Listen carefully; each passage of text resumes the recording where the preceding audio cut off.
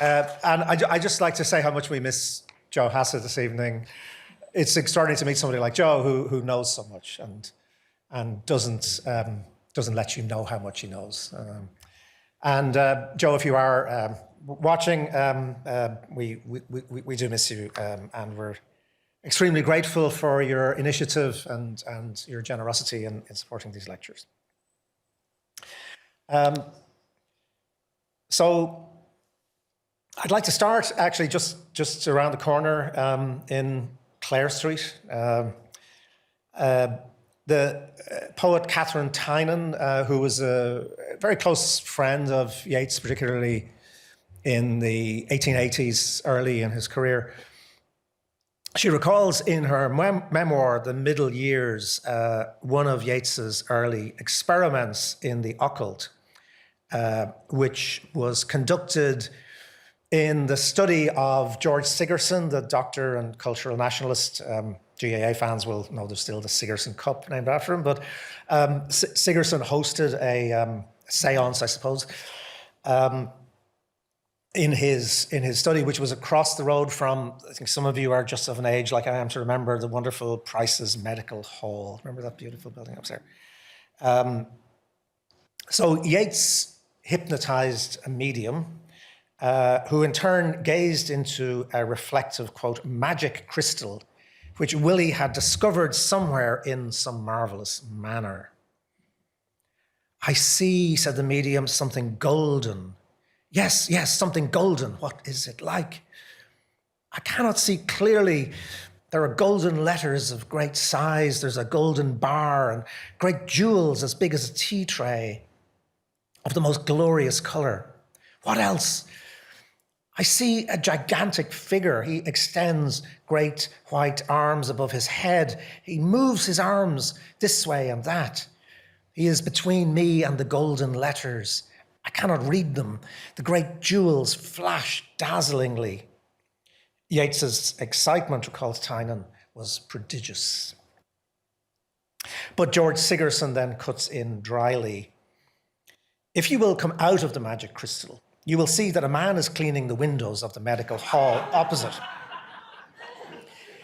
There is a brass bar below and gold lettering above. The sun is shining on the big coloured bottles. The man is in his shirt sleeves.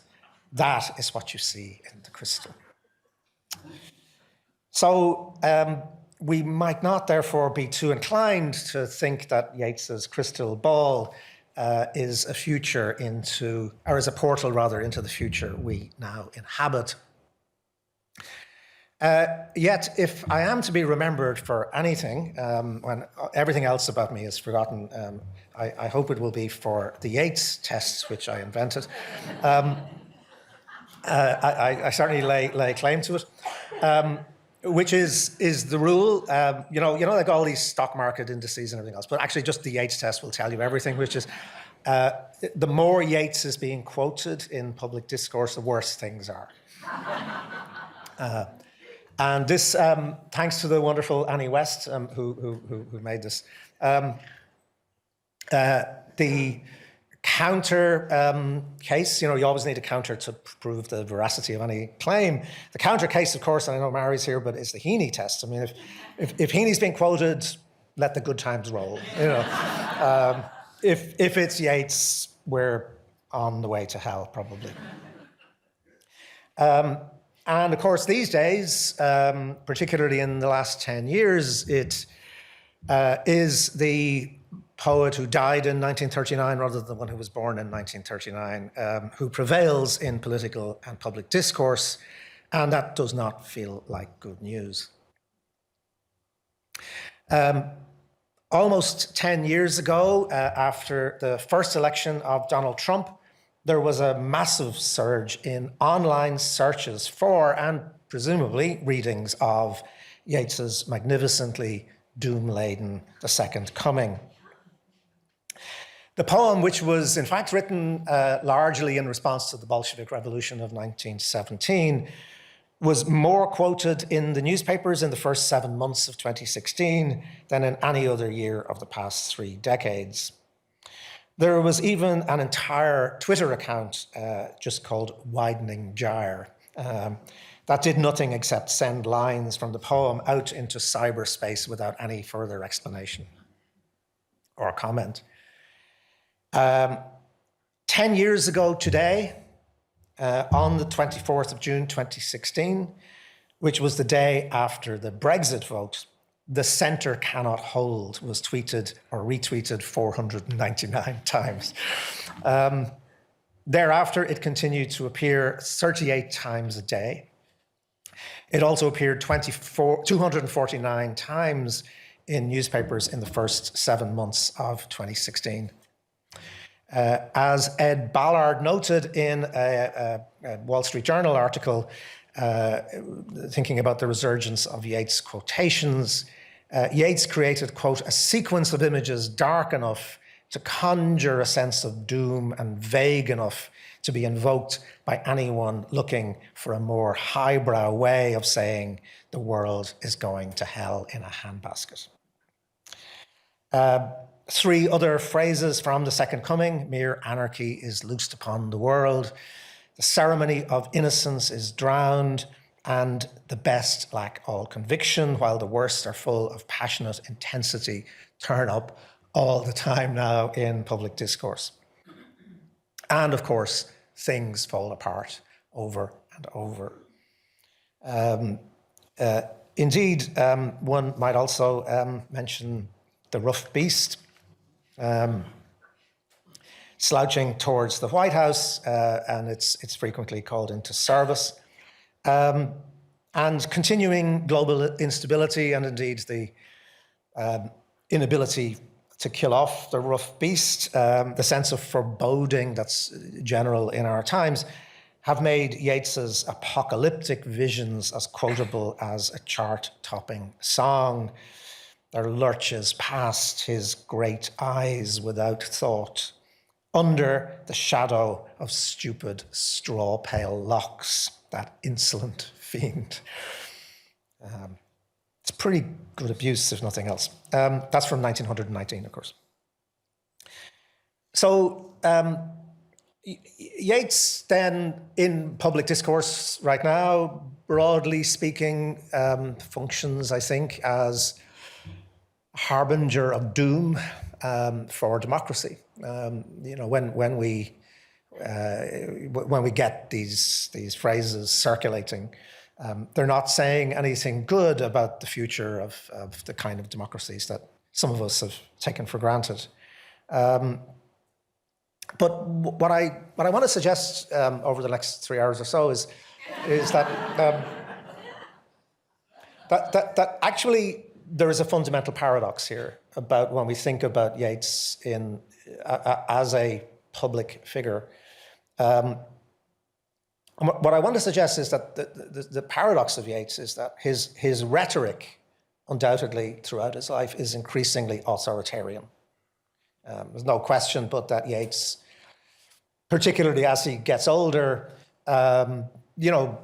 becomes increasingly attracted by totalitarianism, by fascism, by rule, by hierarchy.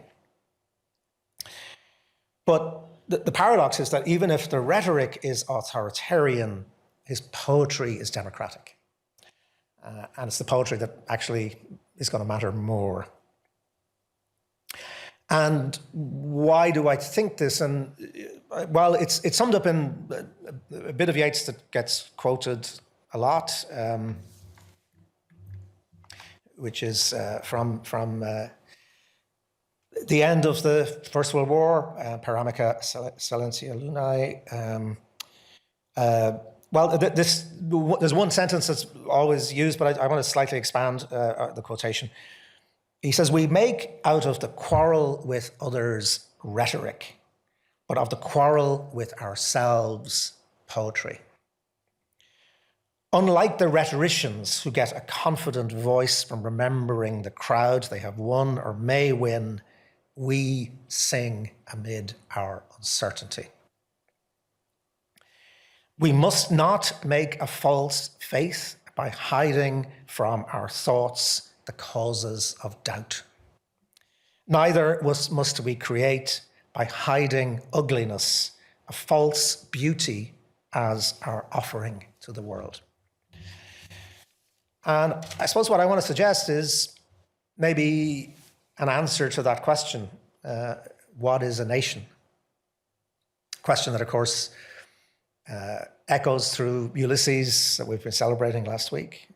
And that is, of course, very much on Yeats's mind and the mind of everybody else in those tumultuous years when Ireland does become an independent state. Well, maybe, Leopold Bloom says it's the same people living in the same place or again, in different places because he's Irish and Jewish. But maybe the Yeatsian answer to what is a nation is that it is the peaceful quarrel with ourselves. And to give you a sense of what I mean by this, I'd like to go back 100 years ago, this year, to another centenary. And I want to go back to February 1926. There are two things going on in that month that feed into Yeats's relationship with the new state and how he thinks about it. One of these is evil literature, probably not massively noticed or controversial at the time, but during that month, Kevin O'Higgins, who Yeats comes to admire greatly in many ways, but O'Higgins, as Minister for Justice of the Free State, announced in the Dáil that in accordance with an undertaking given some time ago, a committee of 5 had been appointed to consider and report, quote, whether it was necessary or advisable in the interests of public morality to extend the existing powers of the state to prohibit or restrict the sale and circulation of printed matter. This will, of course, go on to create probably the most thoroughgoing literary censorship in the democratic world, which really hangs around for a very, very long time. It's going to hang around for half a century. But its beginnings are in this month, and Yeats can see where it might be going.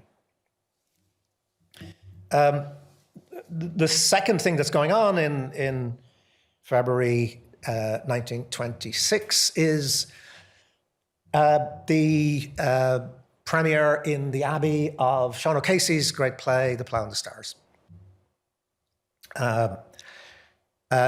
And it's worth just recalling the shock of The Plough and the Stars and why it's so outrageous, offensive, upsetting. It of course famously causes riots. One of the great things about being in Ireland is that years ago I interviewed Sheila Richards, who was in the original cast and got hit in the face by a shoe that somebody had thrown at her, and she threw it back. But this was a major moment in the life of the new state. Why?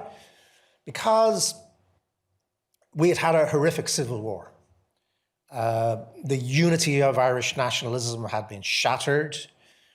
The sense of dream, the sense of aspiration, the sense that we were going to be different and better from everybody else, which is, of course, what motivates the formation of a state. Everybody thinks it's going to be great. And what you do, the first thing you have is this internecine civil war. You have utterly bitter division, and the one thing that nationalists can agree on, right, is the 1916 Rising. So it's the moment before everything went bad. It's the great moments of pure heroism when the spirit of the nation was evoked, and out of that moment, Irish independence has come. And so whether you were pro-treaty or you were anti-treaty, of course, the one survivor from the command structure of the 1916 Rising is Eng Javlir, who's anti-treaty. But the one thing everybody can agree on, even these now enemies, they can agree on the heroism of the 1916 Rising. It's actually, in that sense, more important in 1926 than it was in 1916. In 1916, it's a very divisive kind of event for a lot of people. But by 1926, it's the moment you look back on as a kind of purity. And what happens is this pup comes along and writes a play saying, well, let's look at it from the point of view of the poor of Dublin. Let's look at it from the point of view of women. Let's look at it, and the most shocking thing is, who are the most shameful people in 1916 in the mythology of Irish nationalism are the looters. The slum lice, as they're referred to by some of the guys in the GPO, whom they think about shooting. They really do think about, James Connolly has to stop them going out and shooting them because, the disgrace of Dublin, are these slum people who are coming out and, they see what's going on O'Connell Street and they break into the shops and one of the first shops they break into was the sports shop, Elvery's, and actually somebody has to do a surreal movie about this, but there's wonderful descriptions of kids playing golf up and down O'Connell Street during the Rising. Anyway, and women with fur coats and three hats and all that stuff. And Casey puts that on stage. So what you get in the Plough and Stars, everybody talks about the flag coming into the pub and the prostitute and all that's terrible, but the really worst thing is these are the looters who are the protagonists. Well, you can't have protagonists. Sorry, Bob Silvers. I put that into the New Yorker books once. He said there can only be one protagonist. You have to take that out. But anyway, these are the central people in this story, and it's from their point of view that we see these events, and that is deeply, deeply offensive to nationalist Ireland. There are people in the audience whose husbands have been shot by the British. Hannah Sheehy Skeffington is there, whose husband was murdered. They're looking at it saying, this is the 10th anniversary play being put on by the National Theatre. It's not something that's happening off in some minor little place. And by the way, this National Theatre has become the first theatre in the English-speaking world to be state subsidized. Our state is giving money to these people to put on this outrageous assault on everything we hold dear. You can kind of understand why there are riots. Right? And of course, Yeats famously does his speech from the stage where you have disgraced yourselves again. But actually, much more interesting. By the way, nobody ever heard him say that from the stage because everybody was shouting so much. But he had taken the precaution of dropping into the Irish Times before on his way up with a copy of what he said. So it becomes this famous moment. But actually, I think what's more interesting is a sort of delayed response. And it happens in of all places, Rathmines Town Hall. So this is somewhat ironic if you remember the woman from Rathmines in the Plough and the Stars. But anyway, Yeats he's giving a talk about his own work. And this is February 26th, so it's a couple of weeks after the riots. He's not there to talk about the riots, right? So he's there to talk about his own work. And I just want to read you the Irish Times report. So it's a reminder, partly as well, of just how brilliant Yeats is. So this is extempore, somebody asking him a question. Don't expect, by the way, if you ask me questions, that I'm going to be anything like as good as this. But he's asked this question from the audience. So it says, after the lecture, a member of the audience asked, would Mr. Yeats express his opinion on the patriotism that resented the faults of a country being expressed?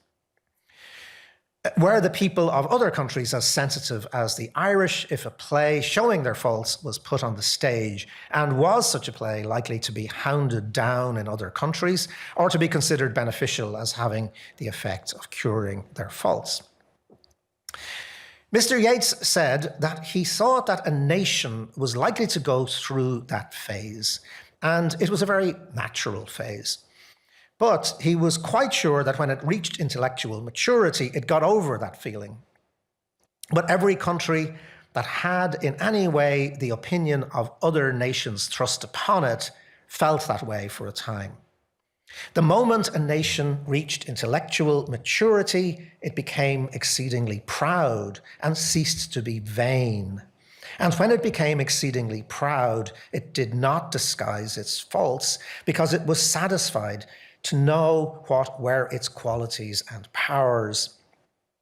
But when it was immature, it was exceedingly vain and did not believe in itself. And so long as it did not believe in itself, it wanted other people to think well of it in order that it might get a little reflected confidence.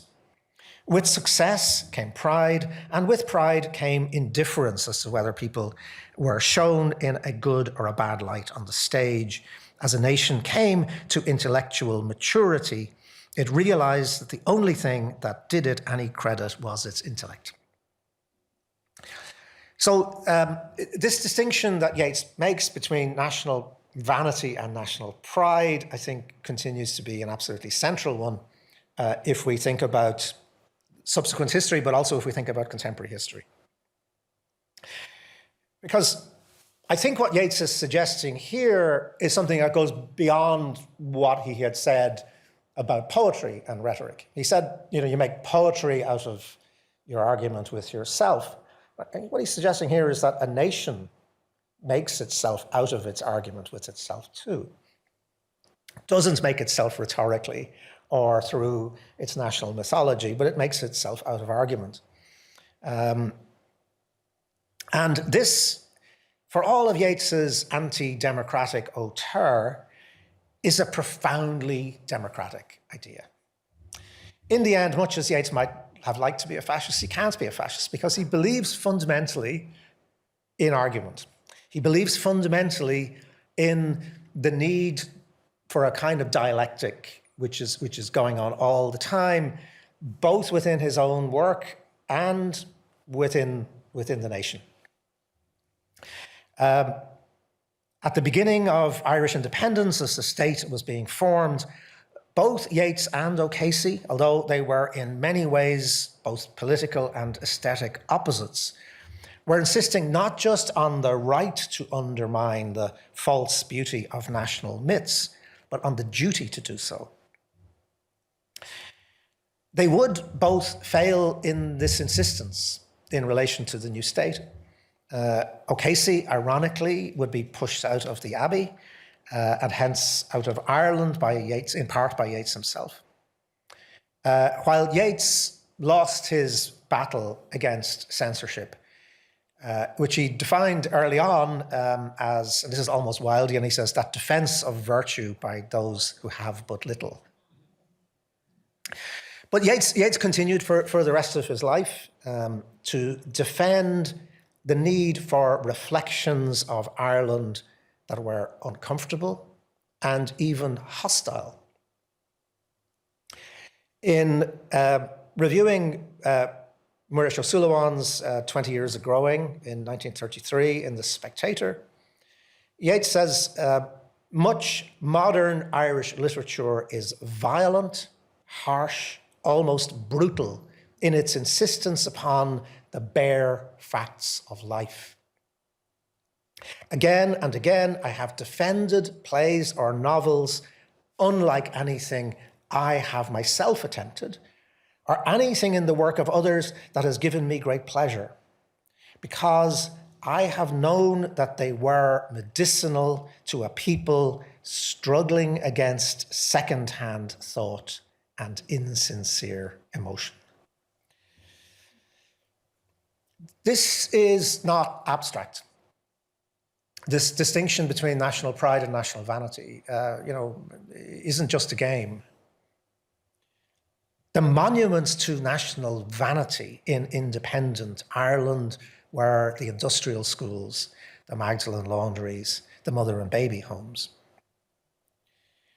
Yeats had written in 1903 that there is no evil that men and women may not be driven into by their virtues, all but as readily as by their vices. The bare facts of life were inconveniently present in the bodies of unwanted children and unsuitable women. Virtue, as in so many repressive societies, required the evil of disappearances. It was not possible for an ideal of the good society to coexist with the messy complexity of real human life. It was not possible, to use another great Yeats phrase from A Vision, to hold in a single thought reality and justice. And the state therefore battered reality into an acceptable shape through relentless injustice. But Yeats, and he'd probably walk out if he was here, me claiming him for democracy, but he goes radically against the grain of all of that, because what he does is he creates spaces in which we can inhabit contrarieties without having to move from one to the other. I was 13 or 14, I think, when I first read Yeats's poem about Maud Gonne, No Second Troy, and encountered its great line about her beauty like a tightened bow. But I have to confess that I didn't at first understand the image. I thought, well, it's about a girl and a bow, must be, one of these things in her hair. I thought he meant bow in the sense of a pretty ribbon in a girl's hair, or worse, even something tied around a box of chocolates. You think beauty, well, that's, he's a really bad poet, isn't he? And even at that stage, I do remember this seems a particularly banal image, frivolous and sugary sweet, and it did not seem to chime with the way the poem itself went on to talk about her beauty being high and solitary and most stern. I had to reread No Second Troy a few times before it dawned on me that, of course, the tightened bow was not a girly ribbon. It was a bowstring drawn back to the fullest extent by an archer, the arrow poised across the frame, a dangerous, even deadly thing, caught in the moment of quivering stillness just before it is unleashed. The shock of the line then hit me like that arrow, the idea that beauty may not be pretty at all, that it could be perilous and frightening, but also the idea that the beautiful in art may not be a thing or an idea or something that has been fully achieved. It may be a moment of pure tension, which is what that image is, a kind of arrested hovering between contradictory states.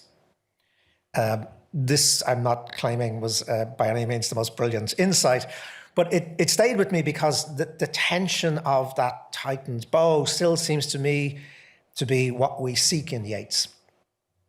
When you read him, you find again and again that what he delivers is not some kind of poetic tranquility, some kind of resolution. It's the creation of spaces where everything is pulled back as far as it can go and held there forever, ready for the release that it will always be refused. And I have to confess now, and I hope Joe isn't watching, but I have to confess that I remind myself of this because in many ways I don't like Yeats. I don't like his snobbery, his contempt for ordinary urban life that runs through his work like a seam of sourness. I don't like the sexism of his repeated portrayal of women who became political activists as dried up old crones who have destroyed their lives by stepping outside their proper spheres. I don't like his preposterous portrayal of the Irish landed Protestant gentry as a heroic class whose doom is tragic. I don't like his authoritarian hauteur, his flirtations with fascism, his adoption of eugenics. I don't like the way he set Irish theatre back by decades when he rejected O'Casey's The Silver Tassie on the absurd grounds that O'Casey had not fought in the Great War and therefore could not be permitted to write about it. Not having been an Iron Age warrior didn't stop Yeats himself from writing about Cuchulainn. In rejecting that play, Yeats accused O'Casey of writing out of his opinions, but of course Yeats writes out of his own opinions too, and those opinions are sometimes creepy and obnoxious. But actually, not liking Yeats may be a prerequisite for loving him. If you find yourself nodding along in approval as you read a Yeats poem, you're probably experiencing it only in the single, rather flat dimension of its outward arguments. You're missing the tension. But when you read him against the grain of his opinions, you're in the right state of flux, drawn all the time between unease and delight, the urge to resist and the need to go with the flow. The bow stays tight. One way of thinking about this is through the image Yeats creates in his play At the Hawk's Well.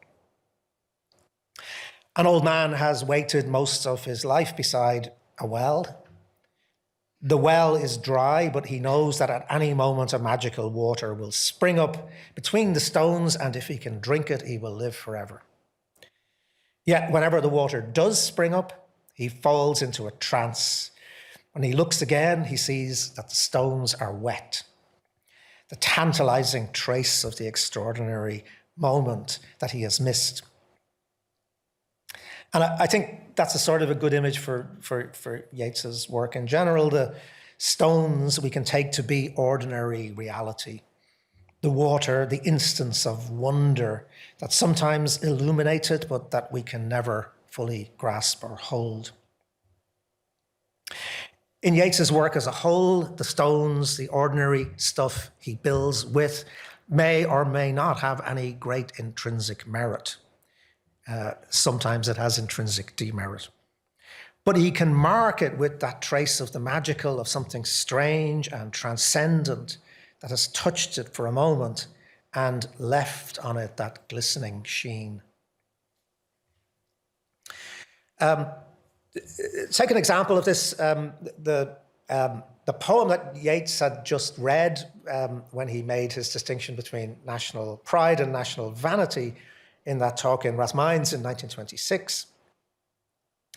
Although the reporter, and I'm ashamed to say this from the Irish Times, but the reporter reports that the name of the poem is The Airman Foresees His End. But of course it is an Irish airman foresees his death.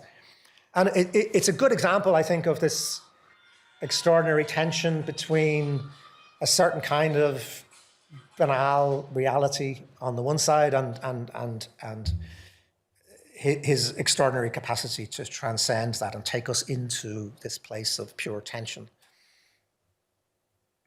The poem, as you know, is a piece of ventriloquism. It's written in the voice of Lady Gregory's dead son, Robert Gregory. It seems to be one of the hardest poems that Yeats ever wrote because he was under obligation. He was fui gassa to write a poem for Robert Gregory because of his great love and friendship for his mother. And he tried. There's two really quite bad poems, that he tries, and Lady Gregory says, "Nah, that's not any good." And then he does this, and of course he does it by actually more or less sort of reinventing Robert Gregory as himself, which is what Yeats often does. So Robert Gregory had of course been in the Royal Air Force, and he'd been shot down by friendly fire over Italy. It's about the most absurd kind of death you can imagine. And you know the poem. That's Robert Gregory in his gear. I know that I shall meet my fate somewhere among the clouds above. Those that I fight, I do not hate. Those that I guard, I do not love. My country is Kiltartan Cross. My countrymen, Kiltartan's poor. No likely end could bring them loss or leave them happier than before. Nor law nor duty bade me fight. Nor public men nor cheering crowds, a lonely impulse of delight drove to this tumult in the clouds. I balanced all, brought all to mind. The years to come seemed waste of breath, a waste of breath the years behind, in balance with this life, this death. Now, this is a really easy poem to be indignant about. We know that Yeats actually didn't particularly admire Robert Gregory, whom he regarded as something of a failure. We know that the dream that the poem purports to recount came to Gregory himself in the context of great tension in the family, caused by his unfaithfulness to his wife, and that his mother had called him a cad. In those years, in that world, for a mother to call her son a cad is really about as bad as you can get. We know that there's precious little evidence that Robert Gregory gave a damn about the poor of Kiltartan Cross or anywhere else. We know that the implication that Gregory was somehow at odds with the British Empire he died for has even less foundation. We know that there's something fishy about the sanitization of violent death as a tumult in the clouds.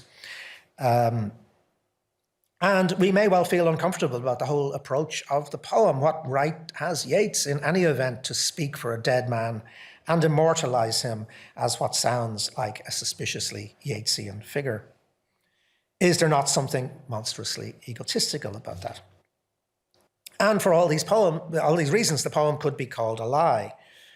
The stones with which it is built are an awkward duty to the dead man's mother, evasion of personal and political realities, and a rather dubious act of ventriloquism in which the dead man becomes the poet's dummy. And yet, those stones are made wet by the vestiges of the marvelous that it contains. How? Because Yeats manages to make the poem an act of transcendence.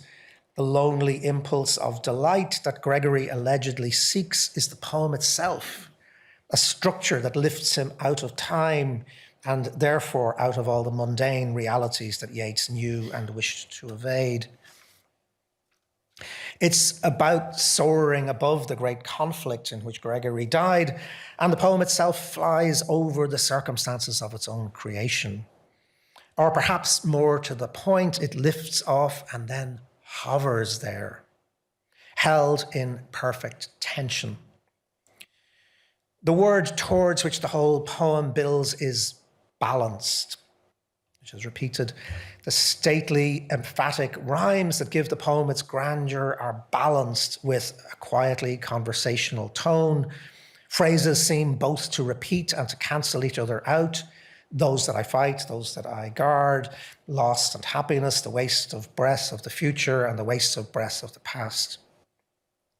The final rhyme, with the kind of astonishing simplicity that Yeats can conjure, links breath to death, life to its nemesis. Even that repetition of waste of breath seems to undercut the very act of speaking that the poem with its opening I depends on. So we find ourselves as readers perfectly poised between opposites, held between everything that has passed and everything that is to come in a single supercharged instant. And what I want to suggest really is that this, and so many poems like it, this is typical really of how Yeats's poems work. This is the argument with oneself. This is how the poem presents or evades a kind of reality or an argument or a piece of rhetoric, and then fights it within a structure, and it fights it to a draw. It fights it so that we get into this state of absolute, pure, hovering tension. And I suppose what I'm trying to suggest tonight is that, of course, this is a school for art. It's what great art does. But I think it's also a school for citizenship. To be subjects of a monarchy or of an authoritarian regime, we must banish doubt. The leader tells us what to think and how to feel. To be citizens, we must live with doubt without being paralyzed by it. That's the task of what it means to be a democratic citizen. We must be always skeptical, which is doubt, but never cynical. And if you want to know what that feels like, go and have a look at The Plough and the Stars anytime. O'Casey practices the most radical, fearless skepticism. He simultaneously embraces compassion and courage. And the extraordinary thing in that play, and this is why it is, although it's aesthetically so different from Yeats, it has the same kind of balance. These are not separate moments or movements. They move together like the systole and diastole of the heartbeat. Yeats is a school for citizenship because he does not offer resolution, and in fact doesn't seek it. John Keats famously wrote to his brother in 1817 that artistic achievement is founded on the quality, he says, which Shakespeare possessed so enormously. I mean, negative capability. That is when man is capable of being in uncertainties, mysteries, doubts, without any irritable reaching after fact and reason. Now, in artistic creativity, it's no irritable reaching after fact and reason. That's not true of democratic citizenship. We have to replace that for democratic citizenship with no irritable reaching after false certainty. That capacity is at the core of what it means to be a democratic citizen. The citizen must be capable of being in a constant state of uncertainty without irritable reaching after false certainty. That hovering between hope and reality, between aspirations and possibilities, is the tightened bow of democracy. To sing our uncertainty is to refuse to take refuge from the necessary complexities of our collective lives in simplistic and polarizing slogans. And so, to conclude by returning to national pride and national vanity, one of Yeats's most acute insights in those remarks in 1926 is that national vanity arises out of profound insecurity. The immaturity of national vanity is rooted in an obsession not with how we see ourselves, but with how others see us. In 1926, this seemed to be a characteristic of small, fragile nations like Ireland. A century on, however, it has become the obsession of declining empires. They are concerned not with looking honestly at themselves, but with how they look in the eyes of the world. One of Donald Trump's most consistent refrains from long before he entered politics is, "They are laughing at us." It's a constant, "they're laughing at us." Washington Post analysis in January 2016 found that at that point, and that's 10 years ago, Trump had used this trope at least 103 times going back to 1987. When he took out a full-page ad in that paper to say, let's not let our great country be laughed at anymore. This national vanity does exactly what Yeats tried to warn the young Irish state about doing, covering up its own complex realities. The dark parts of its history and the persistent strains of injustice must be erased. The dignity of self-knowledge is sacrificed to the willed ignorance of inflated self-esteem. Self-belief is replaced by self-delusion.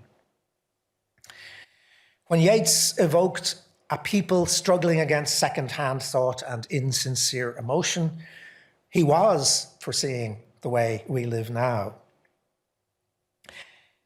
We're all struggling to escape from second-hand thought and insincere emotion.